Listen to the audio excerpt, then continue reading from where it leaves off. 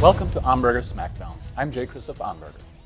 As you know, the financial markets are run by the finest minds and keenest intellects in the world.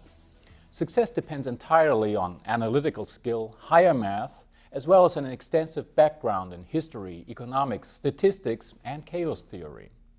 In short, the stock markets are the playground of higher intellect. Or so I've been told. Now, one of the magnets drawing tourists in New York City is the charging bull at the lower end of Broadway.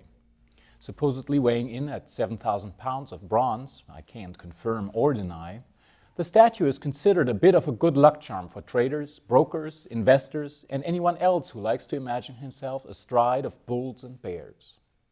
Created by Soho artist Arturo Di Modica, the bull was originally placed in front of the New York Stock Exchange. Since the placement was done without proper permission, it suffered the same fate as any double-parked car in Manhattan. It was removed to an impound lot. The New York City Department of Parks and Recreation later placed it on Broadway. From a revenues perspective, that may have been a wise decision, considering the amount of bull being sold in its vicinity, cold-pressed in resin and mounted on slivers of wood and marble.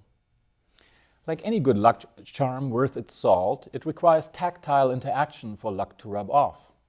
Accordingly, the bull is showing the traces of thousands of hands and jeans bottoms polishing the surface of the tarnished bronze on its face and horns. In fact, during the time it took me to walk past it the other day, there wasn't a second that the horns didn't cradle a nouveau riche Chinese child for the viewing pleasure of the folks back in Shanghai.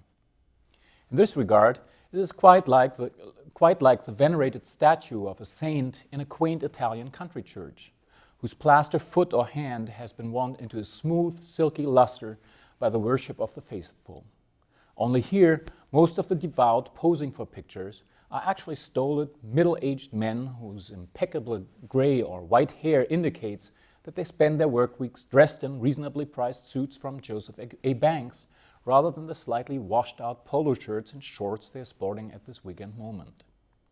How odd, then, given the clientele of conservative, prosperous, and decorous upper-middle-class males with substantial portfolios and net worths, men who look straight ahead in public restrooms, that the other destination for luck to rub off appears to be located rather pendulously between the bull's hind legs.